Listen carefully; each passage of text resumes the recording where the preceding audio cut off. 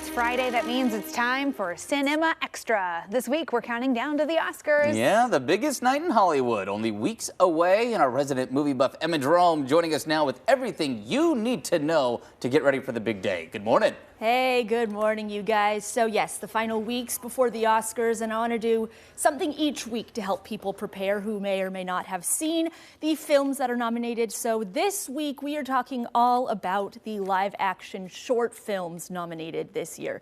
And we're going to start this morning with a cautionary tale. So picture it. It's 1 year ago. Imagine me in my silly little popcorn taking my silly little seat with my silly little roommate at our friendly neighborhood Cinemark for their showing of the year's nominated live-action shorts. And in my head, honestly, I don't know what I was thinking. I was just thinking about all the animated shorts that I loved watching, and I had no idea what I was about to endure because the movies last year were so intense and honestly kind of traumatizing. I kind of still think about them from time to time, not in a good way. I left in a worse state than I arrived, and I wish I had been warned about the content or, I don't know, looked it up, but I didn't. So this is me paying forward what I wish I had gotten last year. The first short film nominated this year for Best Short Film for live action, though, is actually a fun one, and it's The Wonderful Story of Henry Sugar. This is a terrific piece of information. This could change my life. An extraordinary thing happened. All at once, he sees through his own skin. Like an X-ray, only better, he sees everything.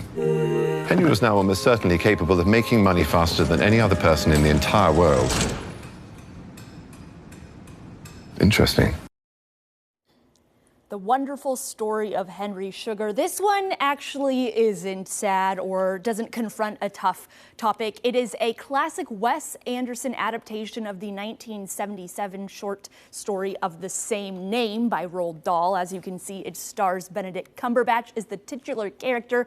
I have seen this one. It was a really fun watch. It's the story of a rich man who teaches himself how to be a clairvoyant guru so he can see without using his eyes through the power of a particular form of yoga. And then instead of using that for good, he uses it to cheat at gambling. It's pretty funny. The film is the first of a 4-part series of shorts adapted from Dahl's short stories, including The Swan, The Ratcatcher, and Poison. Those are all on Netflix right now. I highly recommend watching them. They're really fun. And going into our next one, which is, you know, less fun. It's Invincible. Invincible recounts the last 48 hours of the life of 14-year-old Marc-Antoine Bernier. It's a Canadian film. It's in French, and it's based on the true story of the young teen who has been incarcerated in a youth detention center. He spends a weekend with his family on furlough, and he goes through many lengths to avoid having to return back to the facility. So it's a Canadian film up for Best Picture, for Best Short Film. It's in French. Next film, The After. This follows a grieving rideshare driver who picks up a passenger. This passenger is supposed to help him confront his past, or does confront his past. This short film deals with death, it deals with suicide, other really hard topics as well. It's on Netflix. I started to watch it. It was too sad, so I said, I'm going to watch this later. I just can't. I am not in the mood. But yes, it's on Netflix right now. The next film, Red, White, and Blue. I've come all the way from Arkansas. Yeah, you and everybody from that state. And all the other ones, too. Please. I'm desperate.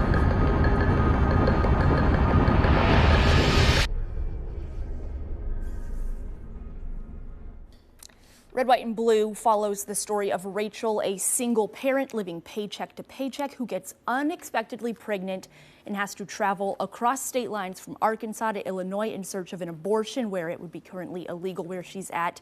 It stars Brittany Snow. I love Brittany Snow. I haven't seen this. It's really not accessible online yet, but from all accounts of what I do see for the reviews, it's devastating, it's very now, and it confronts a lot of topics that we see right now, honestly, in the news. And then the last short film here is called Night of Fortune. It follows a Swedish man named Carl who arrives at a chapel to say goodbye to his recently deceased wife, but he cannot bring himself to open the casket and acknowledge this loss. It is in Swedish and it is in Danish, and you'd think from the description that it's really sad, but honestly, I watched this one. It's available on YouTube for the New Yorker put it on YouTube.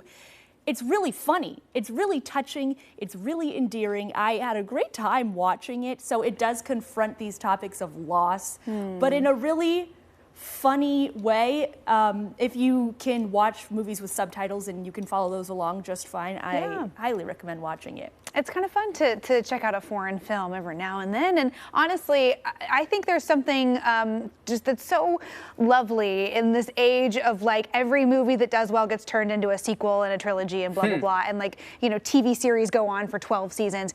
There's something really cool about watching an entire contained story in a short film, right? And you just distill this one moment down into this little piece of cinema. Beginning, middle, and end is all right there. Yeah. No, I agree with you completely. I am so tired of watching TV shows and it's like, you really like this? Come back in 3 years just goes on and on and on and watch it again. So yes, I recommend that one, absolutely. It's online right now. And you can see these short films here in Portland at the Hollywood Theater. The total runtime for all of them is about 134 minutes. Tickets are $12. There are showtimes right now, today, all the way through the end of the month. So if you want to see all of these films, bring your tissues, take a deep breath, and go to the Hollywood Theater. I love that. Put them all together. It's about the length of a feet-feature film. Yeah. So there you go. You That can is, see all the nominees. Truly a short, yes. All right, Emma, thank you.